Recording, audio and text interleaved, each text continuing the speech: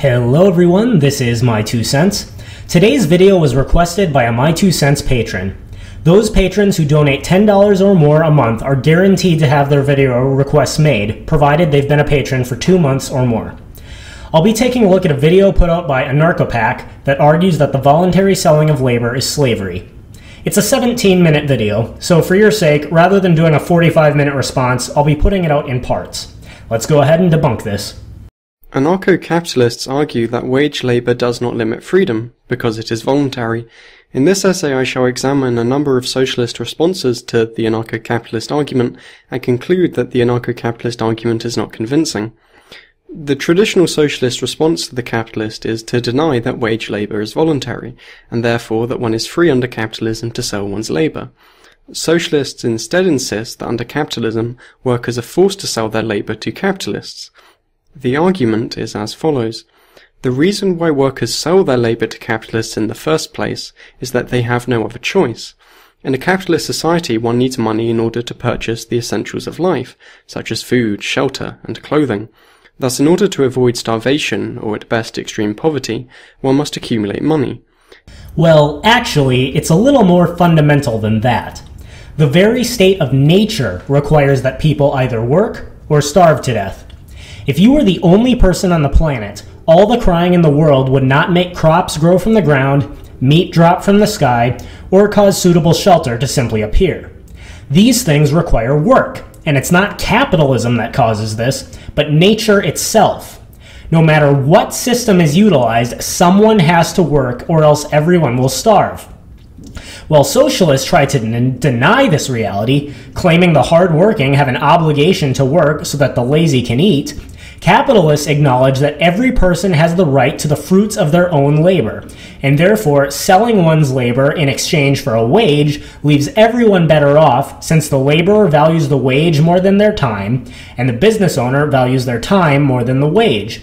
There's more to be said, but for now let's continue. In order to accumulate money, the vast majority of people in a capitalist society sell their labour to capitalists in exchange for a wage.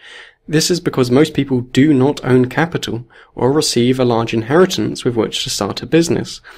It is true that some workers manage to create their own businesses, but in order to do this, they must accumulate the money required to buy the necessary capital and means of production for their business, and thus at some point must partake in wage labour.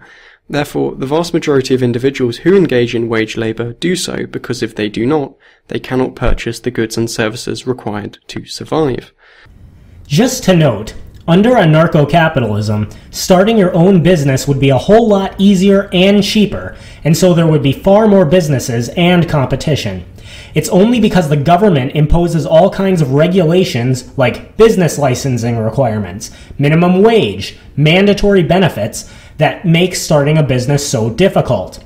Don't blame capitalism for the fact that it's so difficult to start a business when it is the state that is to blame for this. The socialist argues that since workers engage in wage labour because they have no other choice, it follows that wage labour is not voluntary. This is due to their belief that a choice lacking a meaningful alternative is no choice at all.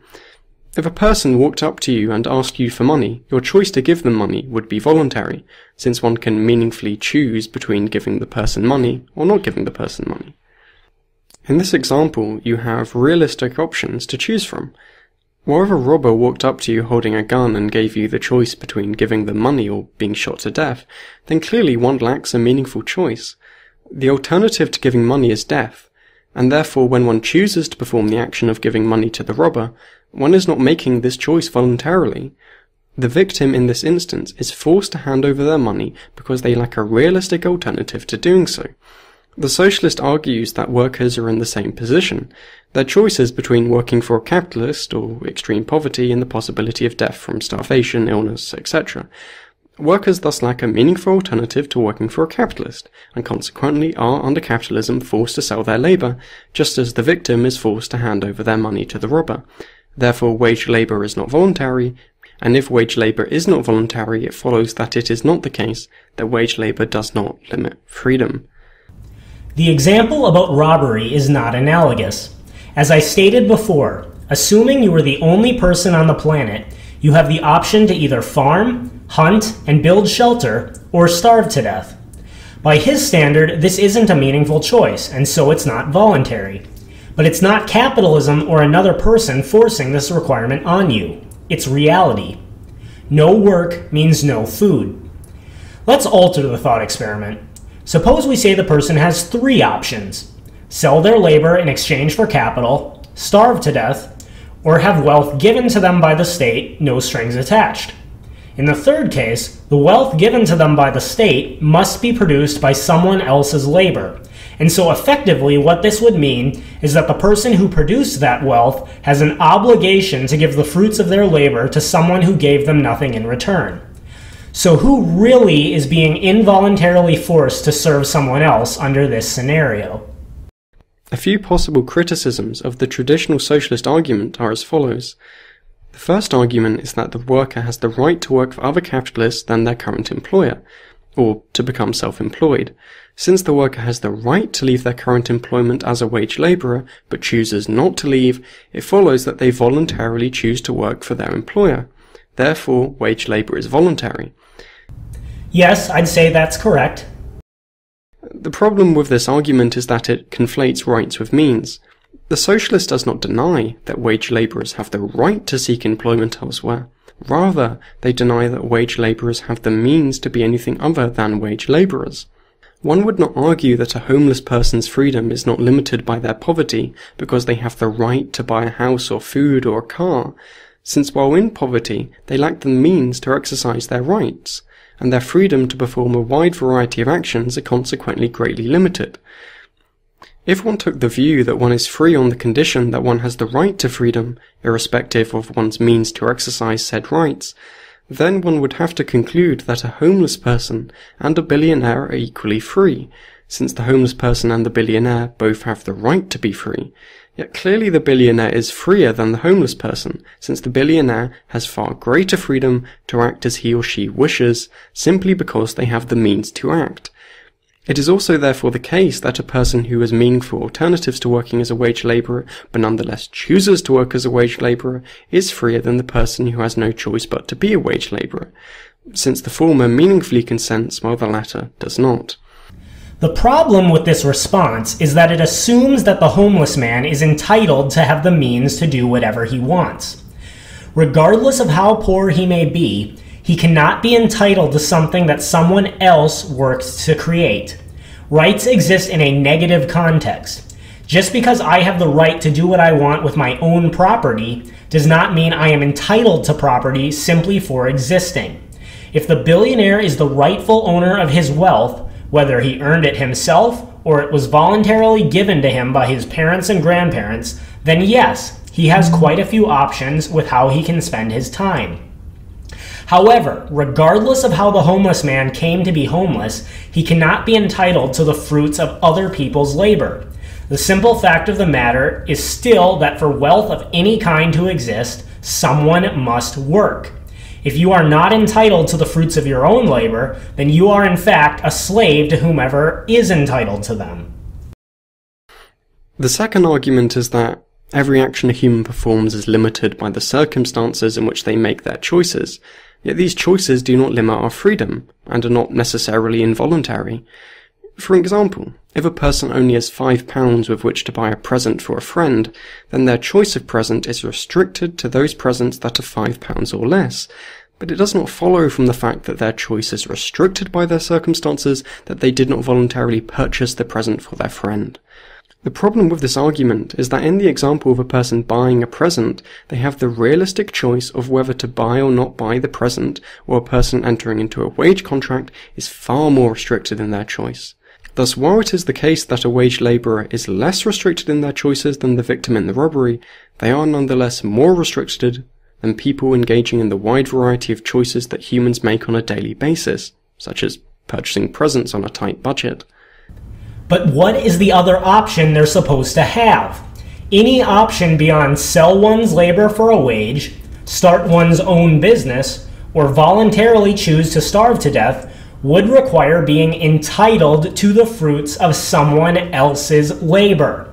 I'd love to hear you make an argument as to how a person can be entitled to someone else's property and it not be an example of theft.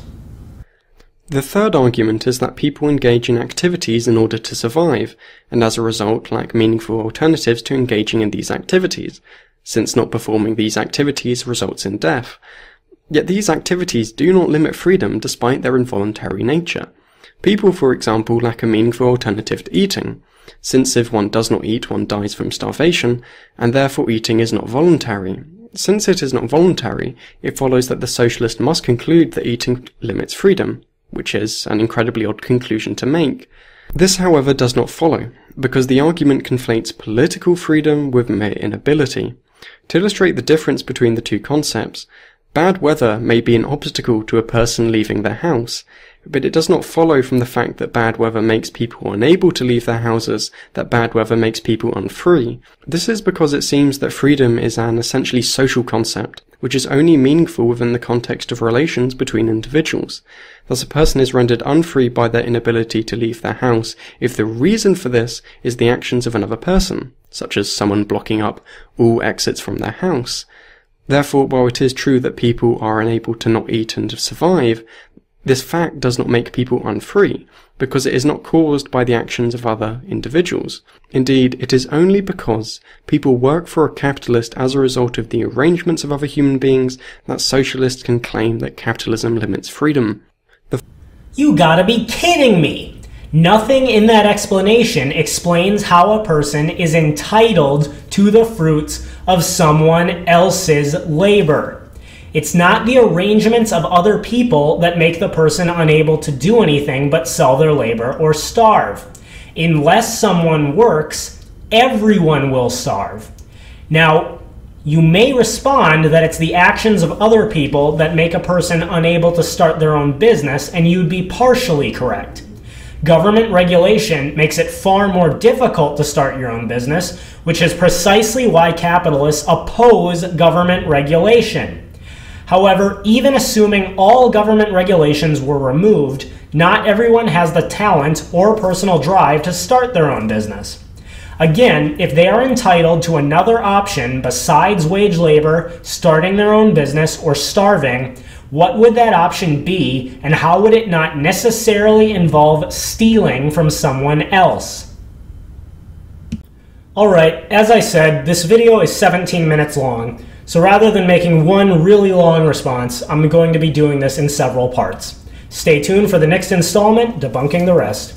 That is my 2 cents. Take it for what it's worth. Thanks everyone for watching. If you liked this video, please hit like and subscribe. You can also hit the bell to ensure you're notified every time I upload a new video. This video was made possible by my patrons. If anyone else would like to donate and help ensure that I have the time and resources to keep putting out content, for just $1 a month on Patreon or Maker Support, you'll have your name listed in the end credits of every video and the link to one of your social media platforms in the description. You can also support the channel by purchasing my 2 cents merchandise or checking out my Amazon affiliate links. You can also follow me on Twitter, Minds.com, BitChute, WordPress, Gab, and iTunes. Uploads are every Tuesday, Thursday, and Saturday, so stay tuned for more videos.